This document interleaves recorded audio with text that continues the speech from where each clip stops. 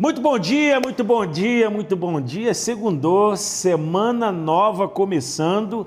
Mais do que isso, estamos em um novo mês, começou setembro, vencemos em agosto, essa jornada de jejum, de oração, esse mês de batalha espiritual. Na verdade, todos os dias é dia de batalha, porque como o apóstolo Paulo escreveu aos Efésios, nós temos que estar revestidos e preparados para o dia mau. Não é só sobre agosto, não.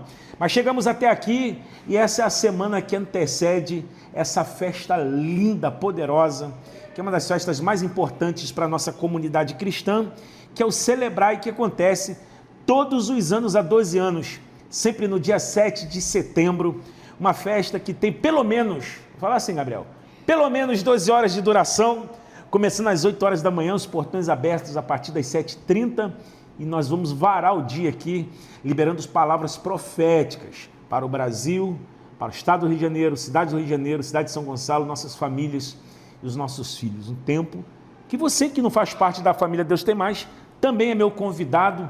O dia inteiro nós vamos estar aqui num culto de 12 horas, parece aqui, para nos conhecer e somar a esse exército profético, tá bom? Por conta do Celebrai, que vai acontecer no próximo domingo, essa semana a nossa série vai falar sobre unidade, o poder da unidade, tá bom? Mas se você não é inscrito no canal, já se inscreva, porque nós tivemos no mês de agosto aqui um trabalho, Gabriel, lindo, muito feedback, tá? Muito feedback das 4 semanas que nós tratamos, cada semana uma área em que nós estávamos orando e jejuando. Então se inscreve, tem uma playlist toda organizadinha aqui, tudo lindo, como só o Gabriel pode fazer e sabe fazer muito bem. Unidade. Eu quero falar sobre o poder da unidade quando a igreja se move em um só espírito.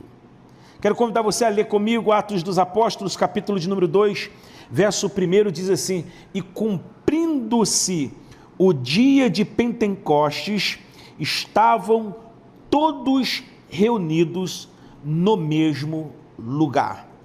E cumprindo-se o dia de Pentecostes, estavam todos reunidos no mesmo lugar.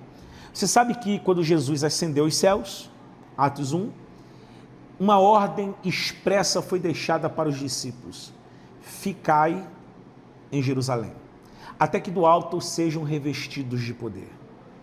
O texto sagrado revela que 500 pessoas aproximadamente foram testemunhas da ascensão de Cristo aos céus. Quando os varões disseram: por que vocês estão olhando aqui para cima? Esse que vocês viram subindo, em breve descerá. E dá a ordem para que eles fiquem em Jerusalém. Eles vão para aquele sobrado e eram em número de aproximadamente 500. Passado o tempo de 40 dias, somente 120 perseveraram em oração. Somente 120 continuaram firmes no propósito. Somente 120 estavam unidos com uma só missão. É muito mais do que estar no mesmo lugar, é ter o mesmo sentimento. A unidade, gente, é muito mais do que uniformidade. Tá? Eu tenho visto assim, a preocupação de alguns movimentos ditos eclesiásticos com a uniformidade, tudo muito parecidinho. Outro dia mandaram para mim um perfil de uma igreja, aí, lá na igreja, eu não sei, Gabriel, qual o nome da igreja, não é sobre a igreja, mas eu não sei se lá é obrigado a vestir bege. Você deve conhecer, agora eu falei aqui, mas quando eu dou uma rodada no perfil, tudo era bege, branco, e eu falei, gente, eu não sei até onde isso é saudável. Eu gosto de coisas estéticas, mas a minha preocupação é se isso se tornou uma cultura. Olha, para ser membro dessa família, você tem que jogar a roupa preta fora e tem que vestir bege, ou tem que só vestir preto, ou aqui todo mundo tem cabelo comprido, ou aqui ninguém tem cabelo. O pastor raspou o cabelo porque fez um voto, aí no culto seguinte aparece mais 50 de cabeça raspada, que acha que tem que raspar a cabeça também. Pastor, deixa a barba crescer, que não é o meu caso, nem da barba, tá? E aí vamos deixar a barba crescer, porque aqui só funciona de barba grande. É complicado, porque não é sobre uniformidade. Uniformidade é a preocupação estética de tudo parecer igual. Unidade é muito mais profundo do que isso. Porque unidade fala do mesmo sentimento, da mesma visão, da mesma missão e do mesmo propósito.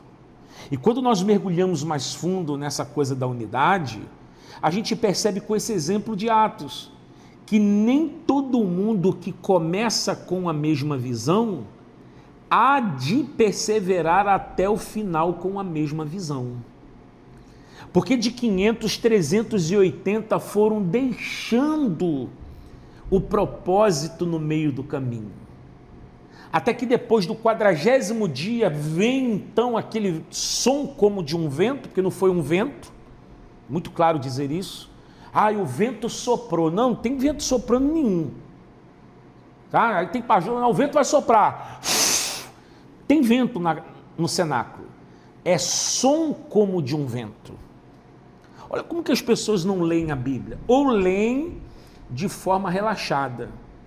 Mas quando então entra aquele som como de um vento, e aqueles 120 línguas repartidas como de fogo foram vistos sobre a cabeça de cada um deles, e aqueles 120 foram cheios.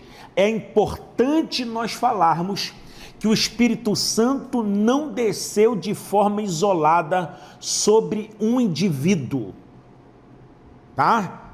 Desceu sobre uma comunidade unida no mesmo propósito. Onde a unidade, o céu responde com poder. Então, quem sabe, esse tem sido o esforço, o trabalhar do reino das trevas, que muitas vezes o diabo não precisa desviar ninguém de uma igreja. É só plantar uma semente de desunião no coração de um. É só plantar a semente de rebelião no coração de um. É só plantar a semente de divisão no coração de um. Esse um permanece dentro da igreja, só que com o coração dividido, sem unidade, ele vai se tornar um tumor no corpo, uma célula cancerígena, um membro deformado, porque o apóstolo Paulo não diz que nós somos corpo. Somos corpo quando estamos em unidade, mas individualmente somos membros. Mas se um membro caminha em desunião, fora da unidade, fora da visão do corpo, ele vai se tornar um membro doente. E nós sabemos que um membro doente pode inflamar um corpo inteiro. Olha que terrível, rapaz. Eu morei em Belfor Roxo por um tempo, quando menino, e do lado da minha casa tinha um brejo. Você não sabe o que é brejo? Vocês são de São Gonçalo, você é povo chique. Em Nova Iguaçu tinha um negócio chamado brejo. Lá em Itaboraí era só brejo. Melhorou um pouquinho agora, né? Mas era brejo para todo lado. E a Priscila está aqui, ela é a Miss Itaboraí. Aí,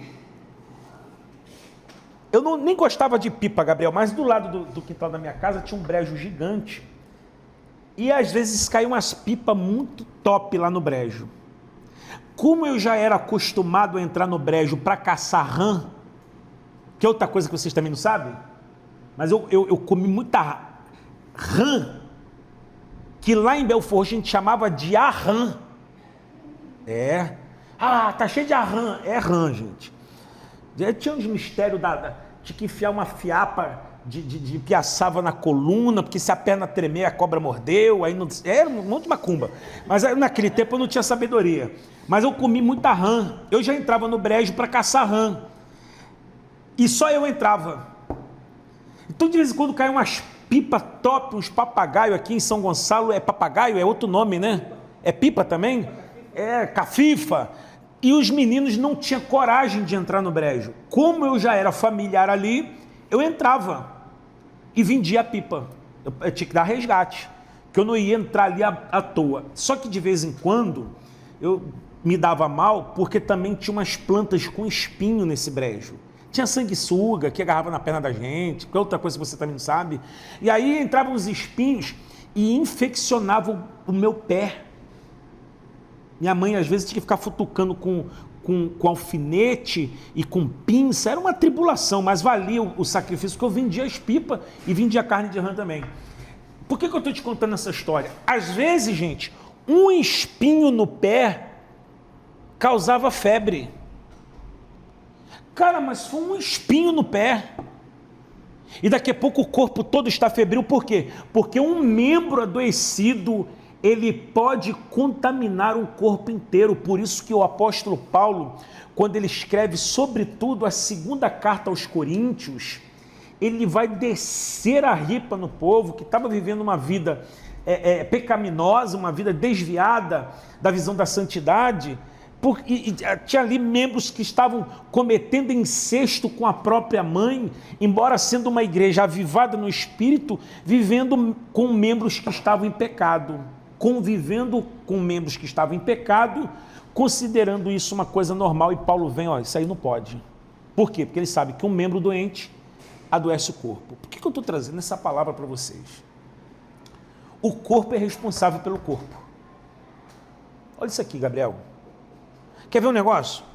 Caiu um cisco no seu olho. Quem é que resolve o problema do olho? A mão. Mas a mão está sentindo alguma coisa?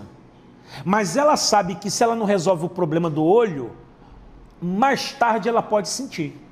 Estou falando aqui de forma metafórica. Então a mão vai lá e resolve o problema do olho, para que ela não sofra as consequências. Assim tem que ser o corpo de Cristo, cara.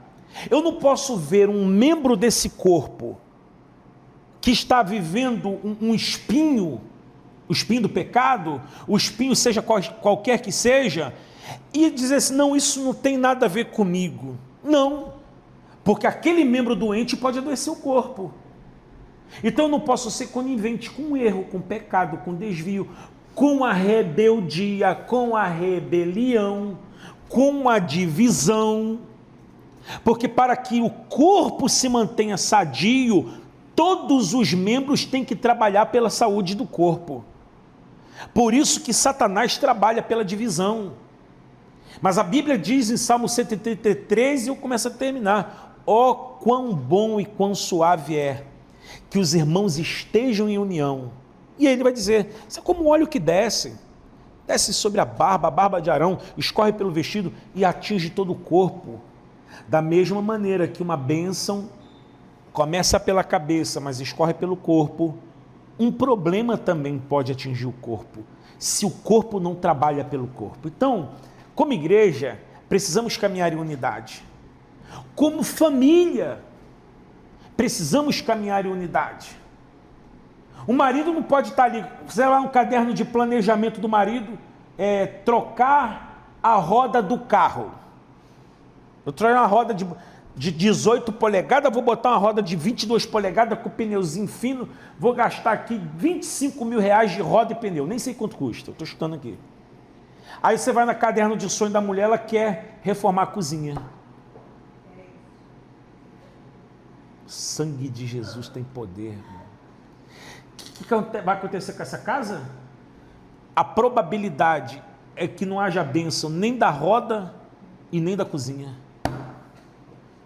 Porque dificilmente Deus vai abençoar uma casa dividida.